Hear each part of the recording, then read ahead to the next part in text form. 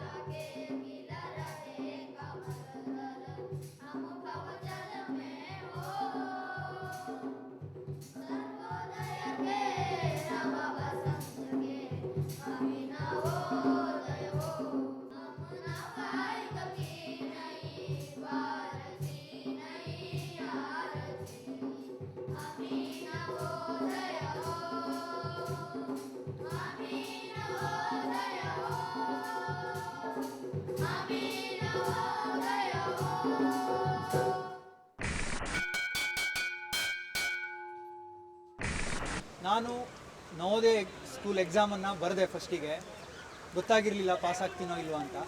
Pass ಆದಮೇಲೆ ನಾನೇ force ಮಾಡಿಬಿಟ್ಟು ಪೇರೆಂಟ್ಸಿಗೆ ನಾನು ಹೋಗ್ತೀನಿ ಆ ಸ್ಕೂಲಲ್ಲಿ ಓದ್ತೀನಿ ಅಂತೆಲ್ಲ ತುಂಬ ಇದು ಮಾಡಿದ್ದಕ್ಕೆ ನನಗೆ ತೊಗೊಂಡೋಗಿ ಸ್ಕೂಲಲ್ಲಿ ಹಾಕಿದ್ರು. ಆ ಸ್ಕೂಲಲ್ಲಿ ಹೋಗಿದ್ದು ಫಸ್ಟ್ ದಿನ ಹಿಂಗೆ ಅನ್ನಿಸ್ತು ಅಂದರೆ ಎಲ್ಲರೂ ಹೊಸ ಮುಖಗಳು, ಹೊಸ ಪರಿಚಯ, ಹೊಸ ಪ್ಲೇಸು. ಒಂದು ಟ್ರಂಕ್ ಹಿಡ್ಕೊಂಡು ಬಂದು ಅಲ್ಲಿ ಬಿಟ್ಟೋಗ್ಬಿಟ್ರು ಪೇರೆಂಟ್ಸು. ಅವ್ರು ಹೋಗ್ತಿದ್ದಂಗೆ ಕಣ್ಣಲ್ಲಿ ನೀರು ಬಂದುಬಿಡ್ತು. ಏನಪ್ಪ ಪೇರೆಂಟ್ಸನ್ನ ಬಿಟ್ಟು ಹೋಗಿರ್ಬೇಕಲ್ವಾ ಅಂತ ಅನಿಸ್ತು. अलग अलग चेहरे, नए नए बच्चे, सभी लोग, कोई सहमा सा, कोई डरा सा, कोई हंसता खिलखिलाता. और मैं भी कुछ वैसे ही था उन सब में. और मुझे बहुत अच्छा लग रहा था, काफ़ी एक्साइटमेंट था. नवोदय में मेरा पहला दिन, नए नए बच्चों से मिलना, सबसे बातें करना. ನಾವು ಮನೇಲೆಲ್ಲ ಊಟ ಮಾಡಿ ಬಂದವರಿದ್ದರು. But it was a hostel food. So ಅದು ಅಡ್ಜಸ್ಟ್ ಆಗಲಿಕ್ಕೆ ಸ್ವಲ್ಪ ಟೈಮ್ ತೊಗೊಳ್ತಾ ಇತ್ತು. But we adjusted to the new food, new environment, new set of friends.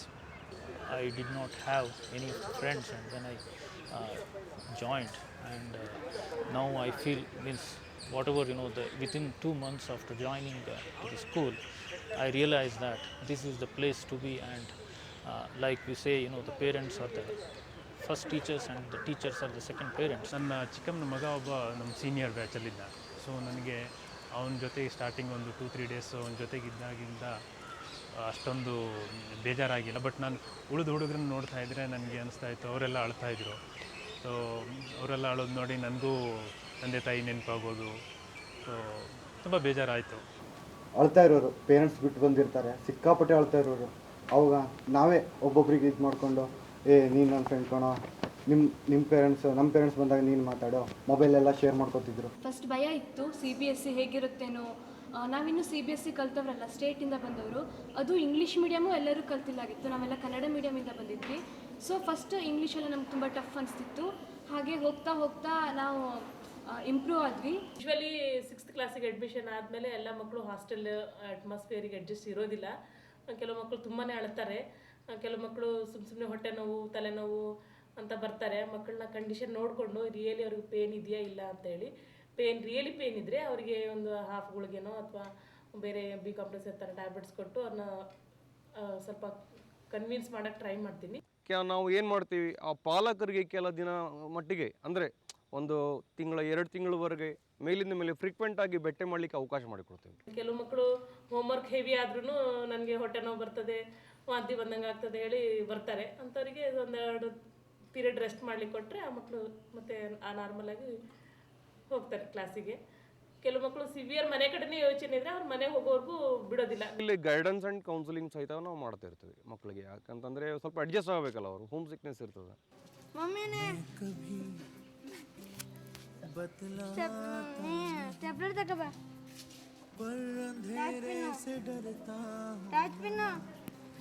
A4 size ಹಾಳೆ 2 ಜನ, A4 ಸೈಜ್ ಹಾಳೆ, A4 ಸೈಜ್ ಕಡೆಗೆ ಸ್ವೆಟರ್ ಟೋಪಿ, ಟೋಪಿ. ನಾನು ಅಮ್ಮನಿಗೆ ಫೋನ್ ಮಾಡಿದ್ದೆ. ಸ್ಟೆಪ್ಲರು, ಕಲರ್ ಬಾಕ್ಸು ಎಲ್ಲ ತರಲಿಕ್ಕೆ ಹೇಳಿದ್ದೆ. ಹೀಗೆ ಅದನ್ನು ನಾಳೆಗೆ ಶನಿವಾರ ತಗೋಬಾ ಅಂತ ಹೇಳಿದ್ದೆ.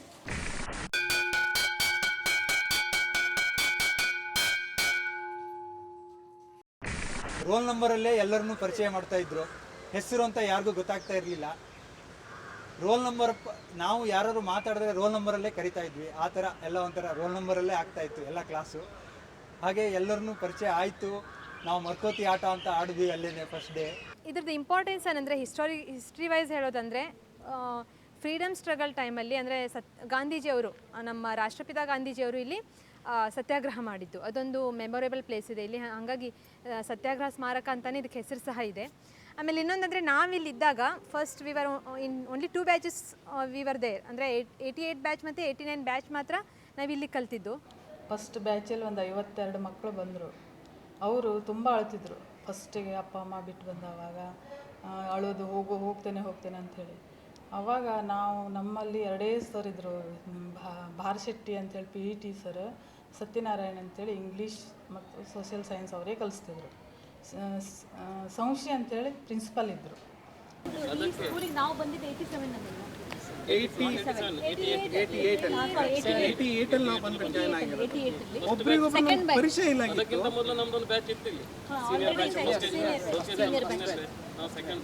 ಈಗ ನಾನು ನಿಮಗೆ ನಮ್ಮ ಸ್ಕೂಲನ್ನು ತೋರಿಸ್ಕೊಳ್ಳಿಕ್ಕೆ ಕರ್ಕೊಂಡು ಹೋಗ್ತಾ ಇದ್ದೀನಿ. ನನ್ನ ಜೊತೆ ಬನ್ನಿ. ಇದು ನಮ್ಮ ಪ್ರಿನ್ಸಿಪಲ್ ಚೇಂಬರ್. ಫಸ್ಟ್ ಸ್ಕೂಲಿಗೆ ಎಂಟರ್ ಆದ ತಕ್ಷಣ ನಮ್ಗೆ ಕಾಣ್ತಾ ಇರೋದು ನಮ್ಮ ಪ್ರಿನ್ಸಿಪಲ್ ಚೇಂಬರ್ ಆಗಿದ್ದು. ನಮ್ಮ ಆಫೀಸ್,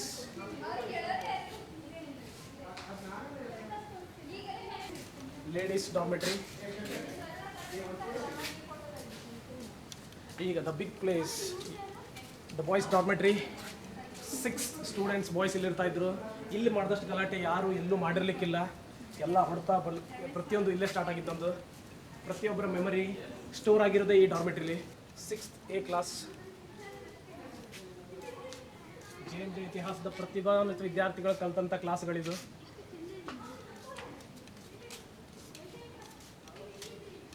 ಎಲ್ಲದಕ್ಕಿಂತ ಮುಖ್ಯವಾಗಿ ನಮ್ಮ ಊಟದ ಕೋಣೆ. ಏನೇ ಮರೆತರೂ ಊಟ ಮರಿತಾ ಇರಲಿಲ್ಲ ನಾವಿಲ್ಲಿ. The food was like daily ಕೊಡೋ ಥರ ಮೆನು ಇಲ್ಲಾಗಿತ್ತು. ಪ್ರತಿನಿತ್ಯನೂ ಅನ್ನ ಸಾಂಬಾರು ಚಪಾತಿ ಪಲ್ಯ ಕೊಟ್ಟಿದ್ರೆ ಅವತ್ತು ಏನಾದರೂ ಒಂದು ಸ್ಪೆಷಲ್ ಆಗಿರ್ತಾ ಇತ್ತು. ಇವಾಗಲೂ ನೆನಪಿದೆ ನನಗೆ ಆ ಅಮ್ಮಣ್ಣ ಅವ್ರು ಕೊಡ್ತಾ ಇರೋದೊಂದು ಪಲಾವು. ವಾವ್, ತುಂಬಾ ಇಷ್ಟ ಆಗ್ತಾಯಿತ್ತು ನನಗೆ. ಆ ಪಲಾವ್ಗೋಸ್ಕರ ನಾನು ಕ್ಯೂದಲ್ಲಿ ಮತ್ತೆ ಹೋಗಿ ತೊಗೊಳ್ಳೋದು, ಅಥವಾ ಪಕ್ಕದ ನನ್ನ ಫ್ರೆಂಡಿನ ಪ್ಲೇಟಿಂದ ಸ್ವಲ್ಪ ಕೊಟ್ಟು ತೊಗೊಳ್ಳೋದು, ಅಥವಾ ಹೀಗೆ ಎಕ್ಸ್ಚೇಂಜ್ ಆಫರ್ ಮಾಡ್ಕೊಳ್ಳೋದು. ಚಪಾತಿನ ಕೊಡ್ತಾ ಇದ್ದೀನಿ, ಪಲಾವ್ ಕೊಡೋ ನನಗೆ, ಆ ಥರ ಹೇಳೋದು. 88, 89ರಲ್ಲಿ ನಾವು ಬಂದಿದ್ದು. ಆವಾಗ 88, 89ರಿಂದ ಬಂದ ಹಾಗೆ ಕಂಟಿನ್ಯೂ ಆಯಿತು. ಆವಾಗ ಕಟ್ಟಿಗೆ ಒಲೆ, ಭಾಳ ನೀರಿನ ವ್ಯವಸ್ಥೆಗಳೆಲ್ಲ ಸರಿಯಾಗಿರಲಿಲ್ಲ, ಬಿಲ್ಡಿಂಗ್ ಇಲ್ಲ. ಆಮೇಲೆ ಮಕ್ಕಳು ಕೂಡ ಸಣ್ಣವರಿದ್ದರು, 7th 8th ಅಷ್ಟೇ ಇತ್ತು ಆವಾಗ ಫುಡ್ಡೆಲ್ಲ ಪ್ರಿಪೇರ್ ಮಾಡೋದು ಭಾಳ ಕಷ್ಟ ಇತ್ತು. ಆವಾಗ ಮಕ್ಕಳಿಗೂ ಕೂಡ ಈ ಬಜೆಟ್ ಕಡಿಮೆ ಇತ್ತು. ಅವಾಗೆಲ್ಲ ಫುಡ್ಡೆಲ್ಲ ಅಷ್ಟೆಲ್ಲ ಇದಿಲ್ಲಾಗಿತ್ತು, ಕಾಸ್ಟ್ಲಿನೂ ಇಲ್ಲಾಗಿತ್ತು. ಆವಾಗ ಆ ರೀತಿಯಲ್ಲಿ ನಾವೊಂದು 4 ಮಂದಿ ಸೇರಿ ಡೈಲಿ ವಿಸಿಟ್ ವರ್ಕರ್ಸ್ ಇದ್ವಿ. ನಾವು ಎಲ್ಲ ಮಾಡಿದ್ವಿ. ಹಾಗೆ 89, 90ರಲ್ಲಿ ಗ್ಯಾಸ್ ಕನೆಕ್ಷನ್ ಇದಾಯಿತು ನಮಗೆ. ಗ್ಯಾಸ್ ಚಪಾತಿ ಒಲೆ ಮತ್ತು ಈ ಥರ ಪ್ರಿಪೇರ್ ಮಾಡಲಿಕ್ಕೆಲ್ಲ ಅದೆಲ್ಲ ತಾತಾಚಾರ್ಯ ಅವರು ಇದು ಮಾಡಿದ್ರು. ನವೋದಯ ಅಂದ್ರೆ ಬ್ರ್ಯಾಂಡ್, ಒಂಥರ ಬುದ್ಧಿವಂತ ಹುಡುಗ ಇವನು, ಹೇಳೋ ಬ್ರ್ಯಾಂಡ್ ಬಿದ್ದಿದೆ. ಅದೊಂದು ಇದ್ದಿದ್ದೆ, ಅದು ಬೇರೆ ನಂತರ ಓದಿದ್ದು ಬೇರೆ ಬ್ರ್ಯಾಂಡ್. ಸೀರಿಯಸ್ ಆಗಿ ಅಷ್ಟೆಲ್ಲ ಏನು ರ್ಯಾಗಿಂಗು ಅಥವಾ ನಾವು ಕಾಡ್ಸೋದು ಅನ್ನೋದು ಅಷ್ಟೇನು ಇತ್ತಿಲ್ಲ. ಆಮೇಲೆ ಏನಂದ್ರೆ ನಾವು ಯಾರಿಗೆ ಜಾಸ್ತಿ ಇದ್ವಾ ಅಥವಾ ಜಾಸ್ತಿ ಇಂಟ್ರಾಕ್ಷನ್ ಫಸ್ಟಿಗೆ ಇತ್ತು, ಆಮೇಲೆ ಅವರೇ ನಮ್ಮ ಜಾಸ್ತಿ ಫ್ರೆಂಡ್ ಆಗ್ಬಿಡ್ತಿದ್ರು. ಈ ವಿದ್ಯಾಲಯದಲ್ಲಿ ಕಲ್ತಂಥ ಹುಡುಗರು ಯೂನಿಟಿ ಭಾಳ ಇರ್ತದೆ. ಆ ಯೂನಿಟಿ ನಾವು 6th 7th ಸ್ಟ್ಯಾಂಡರ್ಡ್ದಿಂದ ನೋಡ್ಬೋದು ನಾವು. ಆಮೇಲೆ ಹೊರಗಡೆ ಹೋದ್ನಲ್ಲಿ ಅವ್ರು ಯಾವುದೇ ಊರಲ್ಲಿ ಇರಲಿ, ಬೆಂಗಳೂರು ಇರಲಿ ಅಥವಾ ಪುಣೆ ಇರಲಿ, ಯಾವುದೇ ಹೊರಗಡೆ ಹೋದ್ನಲ್ಲಿ ಅಕಸ್ಮಾತ್ ಅವ್ರು ನವೋದಯ ವಿದ್ಯಾಲಯ ಹುಡುಗರಂತೂ ಗೊತ್ತಾಯ್ತಪ್ಪ ಅಂತಂದ್ರೆ ಸಾಕು, ಅವ್ರು ಯೂನಿಟಿ ಮಾಡ್ಕೊಂಡ್ಬಿಡ್ತಾರೆ. ಯೂನಿಟಿ ಅಂತಂದರೆ ಆ ಒಂದು ಬೆಳೆದು ಬಂದಿರ್ತದೆ ಅವ್ರ ಯೂನಿಟಿಯಲ್ಲಿ ಅವ್ರಿಗೆ. I admire always arts sir. ನನಗೆ ಇವಾಗಲೂ ಕೂಡ ಎಷ್ಟೊಂದು ಕೋಆಪ್ರೇಟ್ ಮಾಡಿಬಿಟ್ಟು ನನಗೆ. ಬಟ್ ಅವ್ರೇನು ಹುದ್ದೆ ಕೊಟ್ಟರಲ್ಲ, ನಾನು ಯಾವತ್ತೂ ಅದನ್ನು ಆರ್ಟ್ಸ್ ನನಗೆ ಭಾಳ ನೆನಪು ಬರುತ್ತೆ.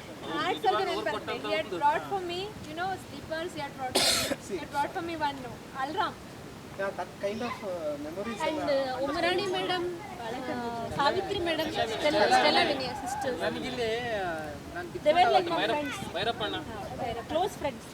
ವ್ಯಾನ್ ಡ್ರೈವರ್ ಒಬ್ಬಿದ್ದಲ್ಲ ಅಣ್ಣ, ಹರಿಹರಣ ಈಗಲೂ ಇದ್ದಾನೆ. ಆಮೇಲೆ ಒಂದು ಸಿಸ್ಟರ್ ಬಗ್ಗೆ ಒಂದು ಮಾತು ಹೇಳಿಕ್ ಬಯಸ್ತೀನಿ. She never used to scold us in front of everybody. She used to call us individually and then she used to tell us. ನಮಗೆ ಒಬ್ಬರಿಗೆ ನಮ್ಮ ತಪ್ಪುಗಳನ್ನ ಹೇಳ್ತಿದ್ವಿ. ಅಲ್ಲಿ ನೀರು ಸಹ ನಾವು ಒಂದು ಬಕೆಟ್ ನೀರು ಅದು ತಗೊಂಡು ಬರೋ ತನಕ ಅರ್ಧ ಮುಕ್ಕಾಲು ಬಕೆಟ್ ಹೋಗಿರ್ತಿತ್ತು ನೀರು. So that was the thing. ಆ ರೀತಿ ನಮಗೆ ಸಮಸ್ಯೆಗಳಿದ್ವು. But it was wonderful time. Teachers use to love us like we I at least tell like Barshetti sir, I remember them. He even has combed my hair. ನಾವಿಲ್ಲಿ ಫಸ್ಟಿಗೆ ಬಂದಾಗ ಕುಡಿಯೋ ನೀರಿಗೆ ತುಂಬಾ ತೊಂದರೆ ಇತ್ತು. ನಮ್ಮೆಲ್ಲರಿಗೂ ಇದು ಒಂದೇ ಏಕೈಕ ನೀರು ಪೂರೈಕೆಯ ಸ್ಥಳ ಆಗಿತ್ತು. ನಾವೆಲ್ಲರೂ ಬಂದಿಲ್ಲಿ ಸ್ನಾನ ಮಾಡ್ತಿದ್ವಿ. ಈಗ ಸದ್ಯಕ್ಕೆ ಇದನ್ನು ಹತ್ತಿರದಿಂದ ನೋಡೋದಾದರೆ ನೀರು ಈಗ ಮೇಲ್ನೋಡಿಗೆ ಕಾಣ್ತಾ ಇದೆ. ಆದರೆ ನಾವು ಯಾವಾಗ ಬಂದಿದ್ವಿ ಆವಾಗ ನೀರು ತುಂಬಾ ಕಡಿಮೆ ಇತ್ತು. ಈವನ್ ಕೆಳಗಡೆ ಒಂದು ಕೊಡ ಅಥವಾ 2 ಕೊಡ ಅಷ್ಟೇ ನೀರು ಇರ್ತಾ ಇತ್ತು. ತುಂಬ ಕಷ್ಟಪಟ್ಟು ಕುಡಿತಾ ಇದ್ವಿ. ಏನು ಅಂಕೋಲಾದಲ್ಲಿ ಏನು ನಾವು ನೀರು ಸ್ನಾನ ಅಂತ ಏನಾದ್ರು ಮಾಡಿದ್ರೆ ಈ ಬಾವಿ ಸುತ್ತನೇ ಮಾಡ್ತಾ ಇದ್ವಿ. ಬಾಯ್ಸಿಗೆ ಇದು ಒಂಥರ ಪಿಕ್ನಿಕ್ ಸ್ಪಾಟ್ ಥರ ಇತ್ತು. ಇಲ್ಲಿ ಬಂದು ಸ್ನಾನ ಮಾಡೋದು, ಗಲಾಟೆ ಮಾಡ್ಕೊಳ್ತಾ ರೂಮಿಗೆ ಹೋಗೋದು. ಕೆಲವೊಂದು ಚಾಲೆಂಜಸ್ ಇದ್ದಿರೋದ್ರಿಂದ ನಮ್ಮನ್ನು ಕುಮಟಾಗೆ ಶಿಫ್ಟ್ ಮಾಡೋದು ಅಂತ ಒಂದು ಹೈ ಲೆವೆಲಲ್ಲಿ ಡಿಸಿಷನ್ ತೊಗೊಂಡ್ರು. ಸೊ ಆ ಟೈಮಲ್ಲಿ ಏನಾಯಿತು ಅಂದರೆ ನಮಗೊಂದ್ಸಲ ಪ್ರಾಕ್ಟೀಸ್ ಮಾಡಿಸಿದ್ರು. ಯಾಕಂದರೆ ಒಂದೇ ದಿನದಲ್ಲಿ ಮೂವ್ ಆಗಬೇಕು ಅಂತ ಏನೋ ಒಂದು ಕಾನ್ಸೆಪ್ಟ್ ಇತ್ತು ಅನ್ಸುತ್ತೆ ಅವ್ರಿಗೆ. ಸೊ ನಮ್ಮದು ಟ್ರಂಕ್ ಎಲ್ಲ ಹೆಂಗೆ ರಗ್ಗೆಲ್ಲ ಹೆಂಗೆ ಕಟ್ಟಬೇಕು, ಹೆಂಗೆ ಇದು ಮಾಡಬೇಕು ಅಂತೆಲ್ಲ ಒಂದ್ಸಲ ಪ್ರಾಕ್ಟೀಸ್ ಸೆಷನ್ ಮಾಡಿದ್ರು. ಅಯ್ಯೋ ನಮ್ಗೆ ಎಷ್ಟು ಸಡನ್ಲಿ ಒಂದು ರೀತಿ ಏನದು ಏನೋ ಆದರೆ ತೊಗೊಂಡು ಹೋಗ್ಬಿಡ್ತಾರಲ್ಲ, ನ್ಯಾಚುರಲ್ ಡಿಸಾಸ್ಟರ್ ಎಲ್ಲ ಆದರೆ ಆ ರೀತಿ ಕರ್ಕೊಂಡು ಹೋಗ್ಬಿಟ್ರು. Overnight we had to leave. ಎಲ್ಲೋ ಒಂಥರ ಜಾತ್ರೆಯಲ್ಲಿ ಕಳ್ಕೊಂಡವ್ರಂಗೆ ಏನೋ ಅನಿಸ್ಬಿಡ್ತು ನಮಗೆ. Like pathetic.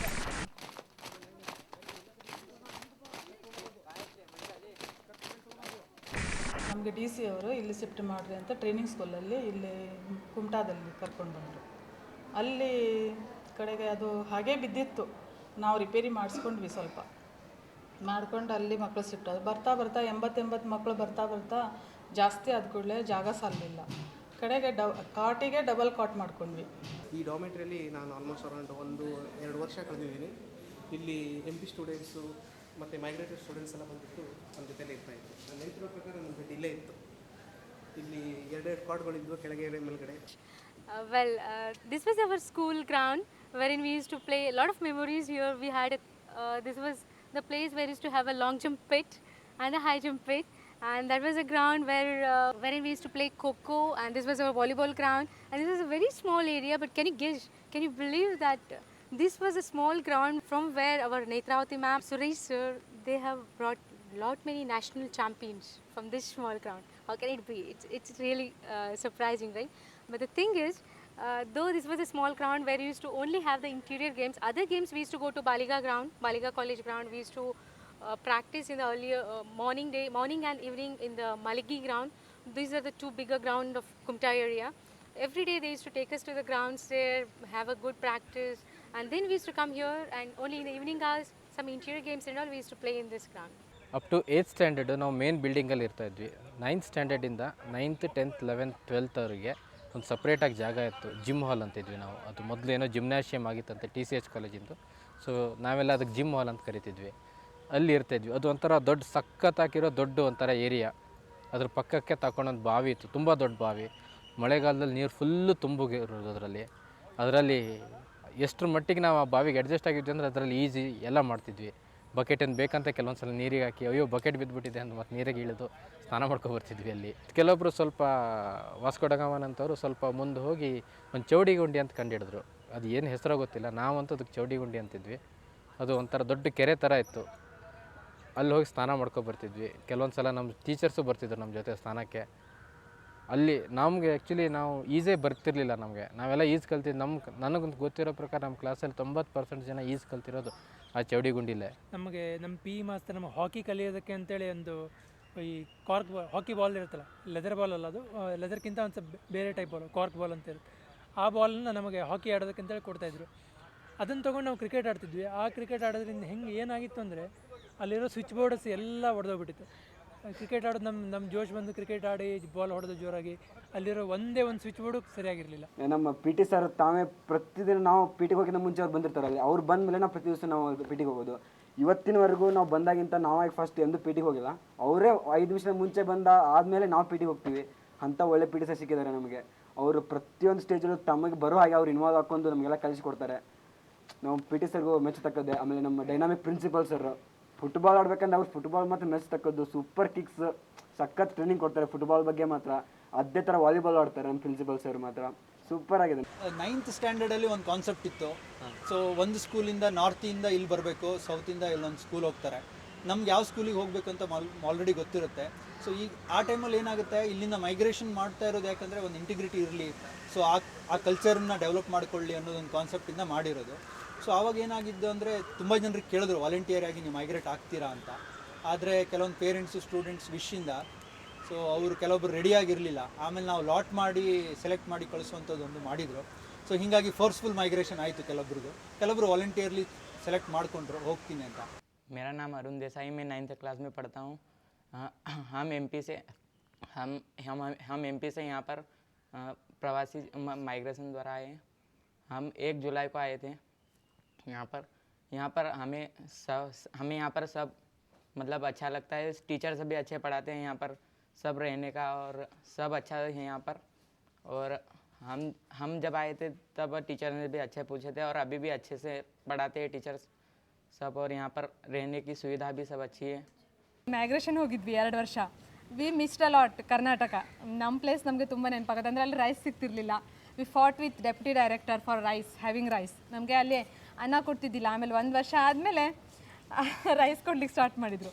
So that's what we miss like. ಮತ್ತು ಅಲ್ಲಿ ಬಾಂಗಡೆ ಮೀನೆಲ್ಲ ಸಿಗ್ತಿರ್ಲಿಲ್ಲ. मुझे कर्नाटक के बारे में सिर्फ इतना पता था कि यहाँ की राजधानी बेंगलोर है, यहाँ कन्नड़ बोली जाती है और खाने में सिर्फ चावल मिलते हैं.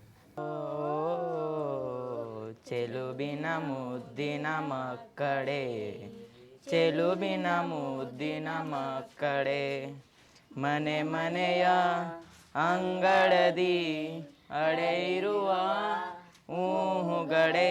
ಯಾಕಲ್ಲೇ ಕೆಂಪುಡುಗಿ ಕರಿ ಹುಡುಗನ ಕಂಡು ಕಿಲ ಕಿಲನೆ ನಗತಿಯಲ್ಲೇ. ಆ ಸಾಂಗ್ ಇವಾಗಲೂ ನೆನಪಿದೆ. ಮತ್ತೆ ಡ್ಯಾನ್ಸ್ ಶಂಕರ್ ಜೋಗಿ ನಮ್ಮ ಕ್ಲಾಸ್ನಲ್ಲಿ.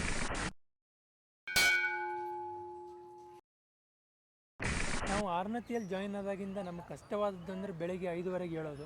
ನಾವು ಬೆಳಗ್ಗೆ 5 ಗಂಟೆಗೆ ಹೇಳ್ತೀವಿ. 5 ಗಂಟೆಗೆ ಎದ್ದು ಹಾಲ್ ತಿಕ್ಕಿ ಮತ್ತು ಉಳಿದ ಕಾರ್ಯಗಳನ್ನೆಲ್ಲ ಮುಗಿಸ್ಕೊಂಡು ಪಿಟಿ ಶರ್ಟ್ ಹಾಕಿ ರೆಡಿ ಆಗಬೇಕಿತ್ತು. ನಾವು ಯಾರು ಹೇಳ್ತಾ ಇರಲಿಲ್ವೋ ಅವರಿಗೆಲ್ಲ ಬಂದು ಒಂದು ಕೋಲಿಂದ ಒಂದು ಬೆನ್ನ ಮೇಲೆ ಹೊಡಿತಾ ಇದ್ದ ಅವನು ಹೇಳ್ಬೇಕು ಅಂತೇಳಿ. ಅಲ್ಲಿಂದ ಜಾಗಿಂಗ್ ಮಾಡಿಸ್ತಾರೆ, ಎಕ್ಸಸೈಸ್ ಮಾಡಿಸ್ತಾರೆ, ಕರಾಟೆ ಹೇಳ್ಕೊಡೋದು, ಯೋಗ ಹೇಳ್ಕೊಡೋದು, ಪ್ಲಸ್ ನಮಗೆ ನಾವು ಆಡದೇ ಇರುವಂಥ ಗೇಮ್ಸನ್ನು ಆಡಿಸೋದು. ಪಿಟಿ ಮುಗಿದ್ಮೇಲೆ 6ರಿಂದ 7 ಗಂಟೆವರೆಗೆ ಒಂದು ಫ್ರೀ ಇರ್ತೀವಿ. ಅಲ್ಲಿ ನಮ್ಮ ಸ್ನಾನ ಮುಗಿಸ್ಕೊಳ್ಳೋದು, ಮತ್ತು ನೆಕ್ಸ್ಟ್ ಪ್ರಾರ್ಥನೆಯನ್ನು ಹೇಳಿ ರಾಷ್ಟ್ರಗೀತೆ ಹೇಳಿ ನಮ್ಮ ಅಸೆಂಬ್ಲಿಯಲ್ಲಿ ಇದೆಲ್ಲ ಇರ್ತದೆ. Next class start. ಆಮೇಲೆ 1 ಗಂಟೆ ಆದ ನಂತರ ಬ್ರೇಕ್ ಕೊಡ್ತಾಯಿದ್ರು ಬ್ರೇಕ್ಫಾಸ್ಟಿಗೆ ಅಂತೇಳಿ. ನಾವು ಸಣ್ಣವರಿದ್ವಲ್ಲ, ಅದಕ್ಕೆ 9 ಗಂಟೆವರೆಗೂ ಹಾಸ್ಕೊಂಡಿರೋದು ತುಂಬ ಕಷ್ಟ ಆಗ್ತಾಯಿತ್ತು ಅದು. ಆದರೆ ಇವಾಗ ಗೊತ್ತಿಲ್ಲ ಏನಿದೆ ಸಿಚುವೇಶನ್ ಅಂತೇಳಿ. ಆದರೆ ಅದನ್ನೇನೋ ನನ್ನ ಫೀಡ್ಬ್ಯಾಕ್ ಏನಂದರೆ ಅದನ್ನು ಚೇಂಜ್ ಮಾಡಿ ಫಸ್ಟ್ ಬ್ರೇಕ್ಫಾಸ್ಟ್ ಕೊಟ್ಟು ಆಮೇಲೆ ಕ್ಲಾಸಸ್ಸನ್ನು ಇಡೋದು ಒಳ್ಳೆಯದು ಅಂತ ಅನಿಸ್ತಾ ಇದೆ. ನಮ್ಮದು ಕೆಲವೊಂದು ಪ್ರೇಯರ್ಗಳಿದ್ವು. ಒಂದು ಬೆಳಿಗ್ಗೆ ಒಂದು ಪ್ರೇಯರು, ಆಮೇಲೆ ಊಟ ಟೈಮಲ್ಲಿ ಸಹನಾ ಓತು ಸಹನೋ ಬೋನತ್ವೋ ಆ ಪ್ರೇಯರ್ ಒಂದು ಹೇಳ್ತಾ ಇದ್ವಿ.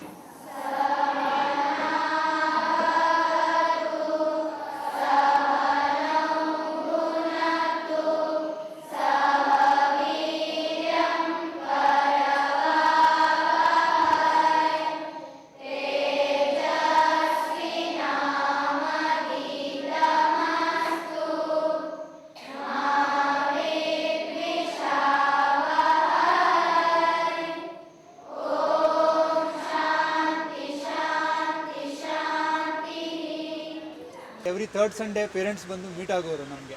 ತಿಂಡಿ ಎಲ್ಲ ತಂದ್ಕೊಟ್ಟು ಹೋಗೋದು. ಸೊ ತಿಂಡಿ ತಂದುಕೊಟ್ರೆ ಕೆಲವೊಬ್ರು ಏನು ಮಾಡೋರು, ಟ್ರಂಕಲ್ಲಿ ಅಲ್ಲಿ ಇಲ್ಲಿ ಎಲ್ಲ ಇಟ್ಕೊಂಡು ತುಂಬ ದಿವಸದ ನಂತರ ತಿಂತಾಯಿದ್ರು.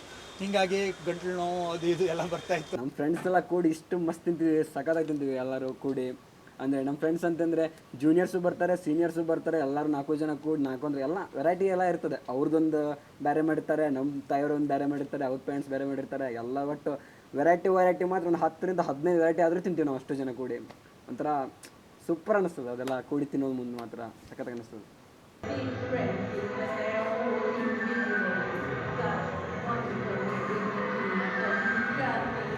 ನಾದಿಯಾದು ಜಿಮ್ನಾಸ್ಟಿಕ್ಸ್ ಎಲ್ಲ ನೋಡ್ತಿದ್ವಿ.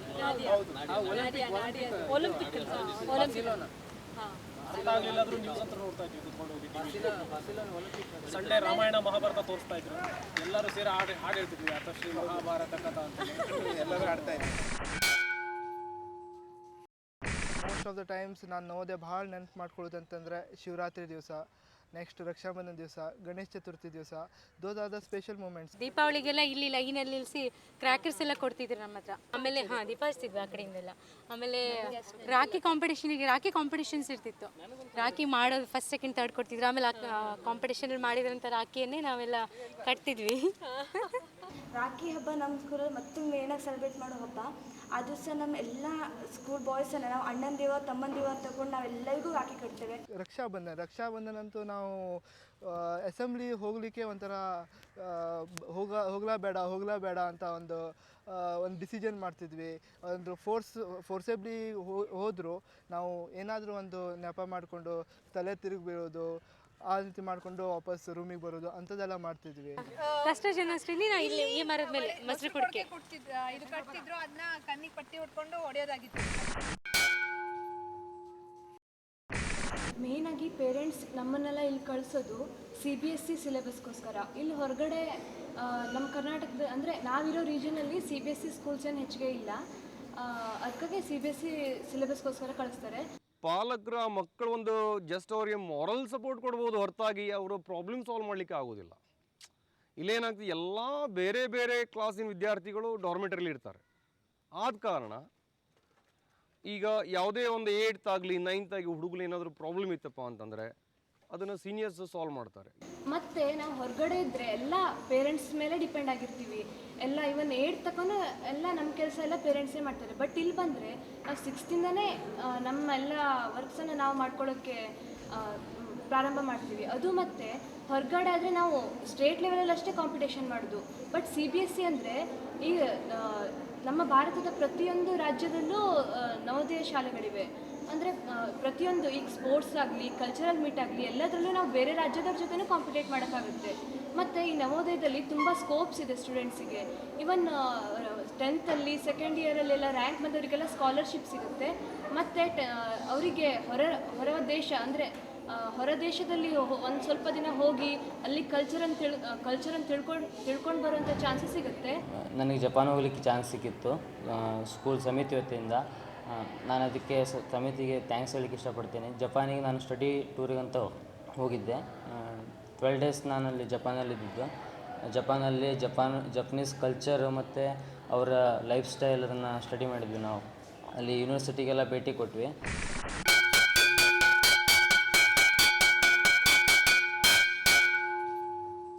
मुझे बहुत बेकार लग रहा था क्योंकि मेरे सभी दोस्त जो मैंने 2 साल में बनाए और यहाँ का माहौल घूमटा का वो सब छूटने वाला था और छूट ही चुका था बल्कि, और छूटते जा रहा था. तभी मुझे अंदर ही अंदर रोना आ रहा था. हालांकि मैं उस वक्त रोया नहीं, लेकिन मन बहुत उदास था. मन इसलिए और ज़्यादा उदास था क्योंकि हमें ये पता था कि हम फिर से कभी घूमटा नहीं आने वाले और ना ही ये फ्रेंड्स हमें फिर से मिलने वाले हैं. 6th 12th ಕನಿಷ್ಠ 7 ವರ್ಷ ನಾವು ಎಲ್ಲ ಒಟ್ಟಿಗೆ ಬೆಳ್ಕೊಂಡು ಎಲ್ಲ ಒಂದೇ ಮನೆ ಒಂದೇ ಫ್ಯಾಮಿಲಿ ಥರ ಇದ್ವಿ. ಈಗ ಸಡನ್ನಾಗಿ ಆಯ್ತು, ಇನ್ನು 7 ತಿಂಗಳ ಇದೆ ಆಯಿತು 12th ನೆಕ್ಸ್ಟ್ ನಾವೆಲ್ಲರೂ ಒಂದೊಂದು ಆ ಜೇನು ಹುಳಕ್ಕೆ ನಾವು ಹೇಗೋ ಕಲ್ಲು ಹೊಡೆದಾಗ ಎಲ್ಲ ಚಿದ್ರ ಆಗುತ್ತಲ್ಲ, ಹಾಗೆ ನಾವು ಕೂಡ ಈಗ 12th ಎಕ್ಸಾಮ್ ನೆಕ್ಸ್ಟ್ ನಾವು ಎಲ್ಲೆಲ್ಲಿ ಹೋಗ್ತೀವಿ ಯಾರಿಗೂ ಗೊತ್ತಿಲ್ಲ. ಆದರೆ ಇಲ್ಲಿಂದ ಬಿಟ್ಟು ಹೋದ್ಮೇಲೆ ನಾವು ಇಲ್ಲಿ ಲೈಫನ್ನು ಸಿಕ್ಕಾಪಟ್ಟೆ ಕಳ್ಕೊತೀವಿ. ಇಲ್ಲಿ ಪ್ರತಿಯೊಂದು ಟೀಚರ್ಸು ನಮ್ಮ ತಂದೆ ತಾಯಿ ರೀತಿ ನೋಡ್ಕೊಂಡಿದ್ದಾರೆ. ಒಂದೇ ಯಾವುದೇ ಒಂದು ಸಬ್ಜೆಕ್ಟಲ್ಲೂ ನಾವು ಕಡಿಮೆ ಮಾರ್ಕ್ಸ್ ತೊಗೊಂಡಾಗ ನಮ್ಮ ಪಕ್ಕ ಬಂದು ಕೂತ್ಕೊಂಡು ಏನಪ್ಪ ಏನಿದು, ಏನು ಪ್ರಾಬ್ಲಮ್ ಏನಿದೆ, ಇದು ಏನು ನಿನಗೆ ಯಾವುದ್ರಲ್ಲಿ ಪ್ರಾಬ್ಲಮ್ಮು, ನಿನಗೆ ಯಾವುದ್ರಲ್ಲಿ ಇಂಟ್ರೆಸ್ಟ್ ಇದೆ, ನಮ್ಮಲ್ಲಿರುವ ಒಂದು ಇದನ್ನು ಅವರನ್ನು ಹೊಡೆದೇ ಎಬ್ಸಿದ್ದಾರೆ. ಬಿಟ್ಟು ಹೋಗ್ಬೇಕಾದ್ರೆ ಏನೋ ಒಂಥರ ಮನಸ್ಸಲ್ಲಿ ಅಯ್ಯೋ ಇಷ್ಟು ವರ್ಷ ಇದ್ವಿ ಒಟ್ಟಿಗೆ ಇದ್ವಿ 5 ವರ್ಷ ಬಿಟ್ಟು ಹೋಗ್ಬೇಕಾದ್ರೆ ಒಂಥರ ಎಲ್ಲರ ಕಣ್ಣಲ್ಲಂತೂ 90% ನೀರೇ ಇತ್ತು. ಮತ್ತು ಆವಾಗ ನಾವೆಲ್ಲ ಆಟೋಗ್ರಾಫ್ಸ್ ಬರ್ಸ್ಕೊತಿದ್ವಿ. ಆಟೋಗ್ರಾಫಲ್ಲಿ ಅವ್ರ address, phone number, so slam book ಆ ಥರ ಏನೋ ಎಲ್ಲರೂ ಒಟ್ಟು ಒಂಥರ ಬರಿಬೇಕಾದ್ರೆ ಬರೆದಿದ್ದನ್ನೇ ಇನ್ನೂ ನಾವು ಓದ್ತಾ ಇರ್ತೀವಿ, ಆ ಬುಕ್ಕೆಲ್ಲ ಇನ್ನೂ ಇಟ್ಕೊಂಡು. और कुछ टिप्स हैं आपको देना चाहूँगा, आपकी मर्जी है लेना है या नहीं लेना है. जब भी आपको वक्त मिलता है आप लोग डायरी लिखिए कि जब डायरी लिखते हैं तो उस वक्त शायद थोड़ा सा बर्डन लगता है, लेकिन जब हम बाद में उन चीज़ों को याद करते हैं तो हमें एग्जैक्टली पता चलता है कि हम उस वक्त कैसे थे, उस वक्त हम क्या करते थे। छोटी छोटी बातें ही लिखिए, कोई बहुत बड़ी बातें लिखने की ज़रूरत नहीं है। आज मैंने ये किया, आज मैंने इसके साथ लड़ाई करी, आज मैंने 2 गोल मारे आज फुटबॉल में, आज मैंने होमवर्क अच्छे से किया, आज मैं होमवर्क नहीं कर पाया, ये टेस्ट हुआ था मेरा, इसमें अच्छे मार्क्स नहीं आए। जो भी आपको लगता है, किसी भी अपनी फीलिंग्स लिखिए उसके अंदर, जब आपको टाइम मिलता है, जब भी आपको टाइम मिलता है, दिन में एक बार, वीक में एक बार, महीने में एक बार, 2 महीने में एक बार, जब भी आपको टाइम मिलता है। तो अगर आप ये सब लिखेंगे तो डेफिनेटली आपको आगे जाके बहुत अच्छा लगेगा। जब आप उसको पढ़ेंगे दोबारा, अपने आप के बारे में जानने को मिलेगा, जो वक्त आपने गुजारा है उसके बारे में जानने को मिलेगा। फ़ोटो खींचिए, फ़ोटो अगर आपके पास है, कैमरा, मौका मिलता है तो वो फ़ोटो भी बाद में जब हम देखते हैं तो बहुत अच्छा लगता है। और सबसे इम्पोर्टेंट चीज़, अगर आप ये दोनों चीज़ें नहीं भी कर पाते हैं तो अच्छे मोमेंट्स क्रिएट कीजिए, अच्छी यादें क्रिएट कीजिए, अच्छा टाइम बिताइए अपने दोस्तों के साथ, ताकि जब आप बाद में मेरी तरह याद करें उसे तो बहुत अच्छा लगे आप।